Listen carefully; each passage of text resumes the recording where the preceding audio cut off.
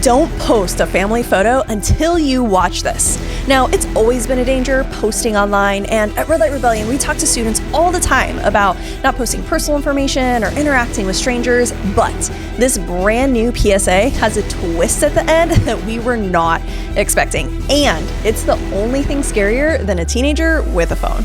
And so this PSA is actually from Ireland, but it was the powerhouse Lila Micklethwaite who posted on X where we saw it. And so if you don't know, Lila is the one that has literally taken down Pornhub. Guys, she put them in a rear naked choke and they deleted a bunch of content because of what she was doing and holding them accountable for hosting sex trafficking videos of adults and children. And so if she's posting something online about keeping kids safe, you know it's something that you want to see. And so let's check it out.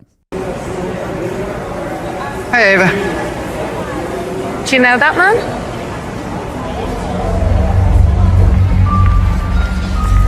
Happy birthday, Ava. 8 already. Look like you'd a ball with your friends. All right. I see you back playing football Thursdays, Ava. Hope your dad picks you up on time for once. Shots fired right there. All right. I feel, and it's kind of hinting at the twist that this has too.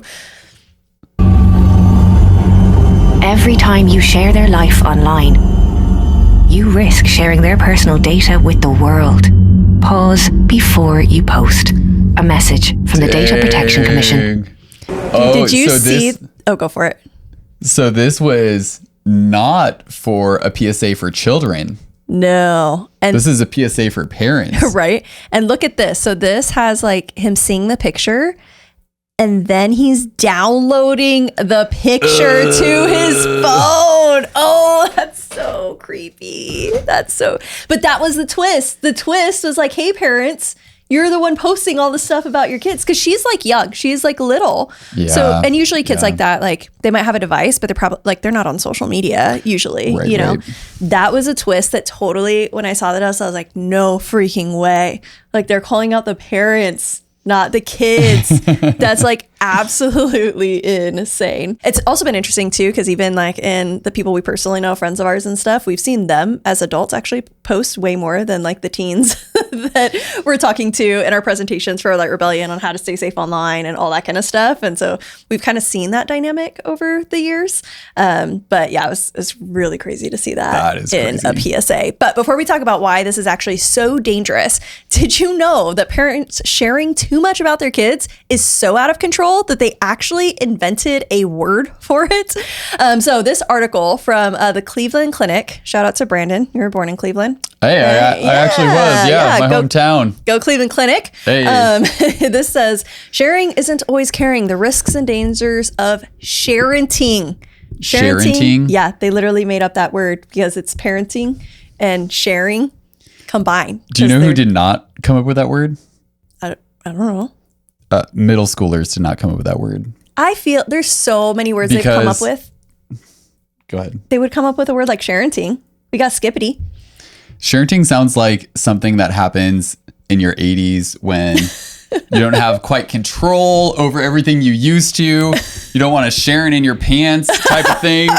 Oh my gosh. Okay, moving on. You can't take Brandon anywhere. Okay, so it says posting intimate details of your child's life on social media, like their birthday and school name, can have serious consequences. Okay, so what is sharenting in the first place? This defines sharenting as the act of digital oversharing of excessively posting information, pictures, stories, or updates about your children's lives. It says sharenting comes with lots of gray areas regarding a child's privacy, autonomy, protection, and right to informed consent. That's like a big conversation with like all like the mommy bloggers and like family bloggers. Yeah, and so stuff sharenting is when you put your kids' crap out there. Or to get off of that metaphor, just like their like birthday party and their like the game that they had for like soccer, you know, like things like that. But it says that it's excessive and it's oversharing. And kids actually have an opinion on this, which was really interesting. A 2015 survey of parents found that 74% of parents using social media knew about another parent engaged in sharenting behavior. So now the parents are kind of outing each other. I thought it was like the teens outing each other, but it was the parents, which is kind of interesting that the parents are even noticing this. Well, if you're friends and, you know, you're following each other and seeing each other's posts and all that kind of all that type of a deal. And kind of makes sense, right? Because like parents, they're proud of their kids. They want to like have almost even like an archive of what they're up to, like as a family, you know, like I like doing that, going back on my posts and being like, oh, this is what the year looked like, or things like that. Even like I know a lot of parents are wanting to, they've got family that are out of state or they don't see all the time. And so they're posting about their kids, like regular updates so the family stays, or even just kind of like a camaraderie with other parents, which I think is totally great. As far as like those reasons make sense, and yet there's a lot of risk associated with that, which we'll get into in just a moment. But yeah, like if you're posting just like the birthday party, if you're posting like a jersey of your kid's sports team and like it's a Saturday and you're posting in real time of like when your kid is like playing, it's easy to like look that information up and see exactly where your kid is like in real time. Well, and this is probably a massive example of that happening in real time. Kim Kardashian. We know that Brianna absolutely keeps up with the Kardashians, and I just happen to peripherally. Guilty pleasure. Peripherally. So background on that, but she was like overseas. She was posting like in real time, and these guys are like following her posts in real time. Like they knew what hotel she was in, all that kind of stuff, and they're actually able to like go in and rob her, knowing that like no one else was there. They had all gone out to like some sort of like party for like the fashion week or something like that, I believe. But and we know pimps and traffickers that also have done things based off location settings as well too. Yes. And so definitely kidnapping. Posting tracking. real-time location is just a sketchy thing to do for sure. Absolutely.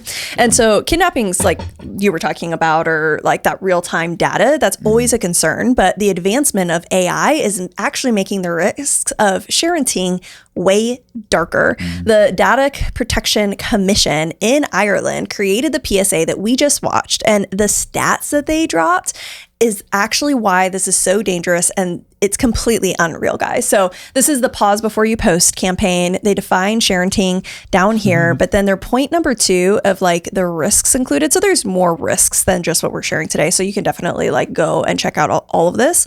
But it says misuse of images for harmful purposes. When we share online, we risk losing control of what we post. This can lead to risk of images and videos of children being used or repurposed in malicious ways that can cause serious harm. For example, using images of a child to produce deep fakes and child essay material. So we call it CSAM or child essay material. That is like deep fake corn of a child. So it's not real, but it's being used by AI to create those images. A recent study conducted by Perspectives Global highlighted that only 20 images of a child are needed to create a deep fake video of them. And parents upload an average of 63 images to social media. What the heck? 63? Yeah. Which it just said images in general. So I don't know if that's like all kids, you know, like if all 63 of them are if there's like kids. a household of kids and there's 63 total of kids. Or if like they're also posting pictures of themselves, you know, like with their quarter zip and matcha. Like I'm not quite sure. But that's a lot.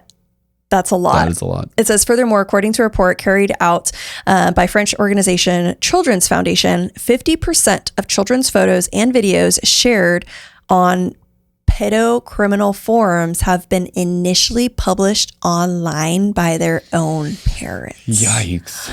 So that means 50% of potentially those AI deepfakes and whatever other kids' pictures and videos on PDF file forums have been initially published by the child's own parent. That's so sad because obviously no parent wants to put their kid in that situation. And I think that's where it's just, we're at a point with tech where things are just advancing so fast. And I think most parents would obviously not post images like that or find some other way to share photos with families that don't put their kids at risk. Yeah, absolutely. And so there's a lot like in Red Light Rebellion, our programs are like in the schools and youth groups. They're for students, and we teach them like how to stay safe online. And most kids know like the right answers of what to do and what not to do online. Whether they actually do, it's a whole different thing. But what we're seeing is parents need to follow the same safety habits. And yet when we talk with parents, they're the ones that usually don't understand all of the different features and settings on like the apps and how to lock down like your location and your privacy,